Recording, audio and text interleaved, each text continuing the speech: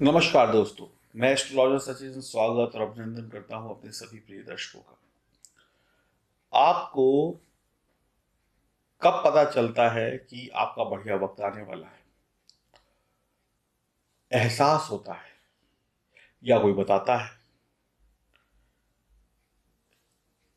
आसपास का वातावरण वैसा हो जाता है जैसे धूल भरी आंधी आनी हो तो धूल उड़ने लगती है और आंखों में धूल आ जाती है, सब कुछ धुंधला दिखाई पड़ने लगता है। यानी हम कहेंगे कि ये हमारे लिए अच्छी बात नहीं है। और जब सुख की बात आती है तो भगवान पहले वर्षा करता है, बादल गरजते हैं, बिजली कड़कती है, फिर वर्षा होती है, इंद्रधनुष आता है और फिर हवा चलती है, तो वो एक संकेत होता है खुशी का। तो धूल भरी जो आंधी थी वो अब आपके जीवन से जाने का वक्त आ गया है। मार्च के महीने में अब सुख आने वाला है और सुख हमेशा आता है, बस हम उस सुख को पा नहीं पाते, उस सुख को पहचान नहीं पाते। हमारी आंखों के सामने से मौके निकल जाते हैं, संयोग निकल जाते हैं, चांस निकल जाता है। हम कहीं और उन कामों में व्यस्त होते हैं जो गैर जरूरी होते हैं और बड़े बड़े संकेतों को, बड़े बड़े मौकों को, शुभ अवसरों को छोड़कर छोटी छोटी चीजों में पड़े रहते हैं। और अगर हमें पता चल जाए कि ये वक्त हमारे लिए बढ़िया है और इस वक्त को बनाने वाला भी ईश्वर, देने वाला भी ईश्वर, हम सिर्फ बताने वाले हैं। तो अगर आपको पता चल जाए कि इस जगह पर खजाना छुपा हुआ है तो आप जाएंगे और निकाल लेंगे। तो इसी प्रकार से जो शुभ संयोग और मौके और वक्त मैं आपको बताने वाला हूँ, वहाँ पर खुशियों के, सफलताओं के खजाने छुपे हुए हैं। आगे बढ़ना आपको है, 2 कदम आप बढ़िए, 2 कदम ईश्वर बढ़ेगा और मंजिल आपको मिल जाएगी और ईश्वर का आशीर्वाद भी आपको मिल जाएगा। तो आइए जानते हैं कौन से हैं वो शुभ संकेत, शुभ मौके, विचित्र संयोग जो ईश्वर की कृपा से आपको मिल रहे हैं मार्च 2021 के महीने में। ये जानकारी चंद्र राशि और नाम राशि पर आधारित होगी। अगर आपका ईश्वर पे विश्वास पक्का है तो निश्चित तौर पे सफलता पक्की है। बात करते हैं वृषभ राशि की। आपको किस प्रकार के संकेत मिलेंगे जो आपके जीवन में सुख और सौभाग्य को लेकर आएंगे? यह जानकारी चंद्र राशि और नाम राशि पर आधारित होगी।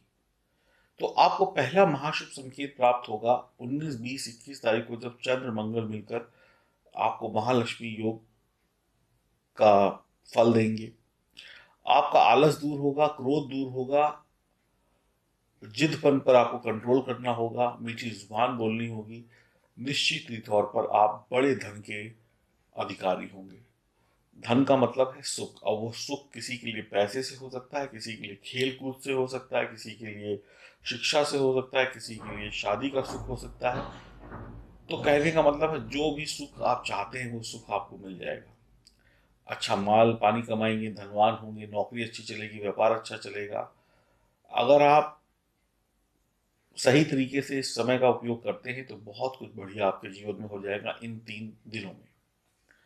दूसरे महाशुभ संकेत की तरफ जाए तो जब गुरु और चंद्र की युति होगी, गज केसरी योग का निर्माण होगा 10 और 11 और 12 तारीख मार्च को।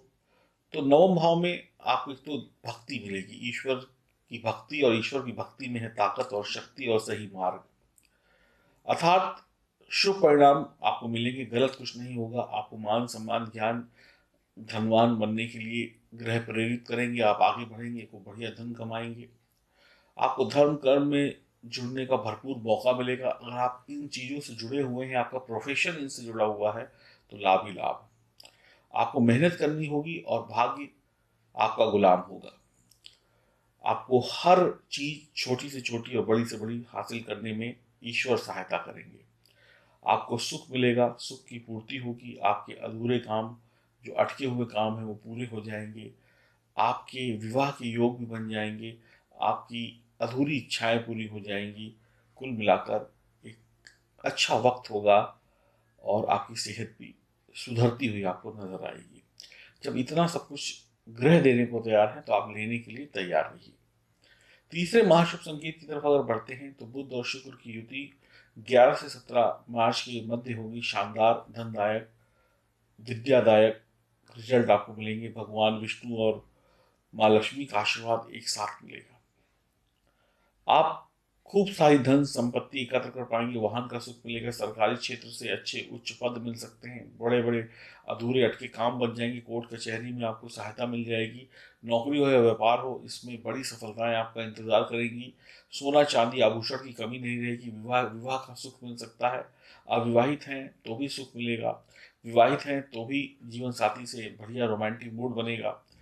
हर मोड़ पर आपको ईश्वर सहायता करने आएंगे, खुशियां प्राप्त होंगी, शानदार होगा ये वक्त भी आपके लिए, बशर्ते आप सही वक्त का सही उपयोग करने की इच्छा रखते हो तो। चौथा महाशुभ संकेत आपको प्राप्त होगा जब शुक्र मीन राशि में प्रवेश करेंगे एकादश भाव में। आपका रूप रंग निखर कर आएगा, आपके अंदर अच्छे गुण होंगे, आपका स्वभाव बढ़िया होगा, आपका मूड बढ़िया और रोमांटिक होगा। जहाँ जाएंगे वहाँ प्यार की खुशबू बिखेरेंगे। टीवी मीडिया फिल्मी दुनिया छोटा पर्दा बड़ा पर्दा इन सब में अच्छा नाम करेंगे। जुड़ना चाहते हैं इस फील्ड से तो जुड़ जाएंगे। ईश्वर की भक्ति करेंगे। विभिन्न प्रकार के सुख साधन आपको प्राप्त होंगे। आपकी बातों में जादू होगा, आपके हाथ में हुनर होगा, सब कुछ शानदार होगा। आपके सुख और समृद्धि का जीवन शुरू हो जाएगा। अगर एक अच्छी शुरुआत करी तो बहुत बढ़िया वक्त बीतेगा, आपकी मेहनत का फल आपको मिलेगा। धन और सुख अब रुकेगा नहीं। बात करें पांचवें महाशुभ संकेत की जो आपको प्राप्त होगा, सूर्य 14 मार्च को जब कुंभ से मीन राशि में चले जाएंगे, मित्र की राशि में चले जाएंगे, राजा सेनापति से मिलेंगे। और जब राजा सेनापति दोनों मिल जाएं तो युद्ध जीतना आसान हो जाता है। तो जीवन में जो भी युद्ध चल रहा है, जो परेशानी चल रही है, वो आप जीत जाएंगे। मीन राशि में सूर्य शानदार रिजल्ट आपको देंगे। आप धनवान बनेंगे, बलवान बनेंगे, अच्छे विजेता राजा होंगे, शत्रुओं का विनाश करेंगे। आपका कनेक्शन बड़े बड़े अच्छे लोगों से जुड़ेगा। सही निवेश करेंगे पैसे का, जहां लगाएंगे वहां पर कुछ पाएंगे, नुकसान नहीं होगा। बहुत अच्छी आमदनी होगी, अच्छे मित्र मिलेंगे। आपकी माँ की सेहत का थोड़ा ध्यान रखिएगा। सोच समझ कर व्यापार करते जाइए, नौकरी करते जाइए, पढ़ाई लिखाई करते जाइए, आगे बढ़ते जाइए।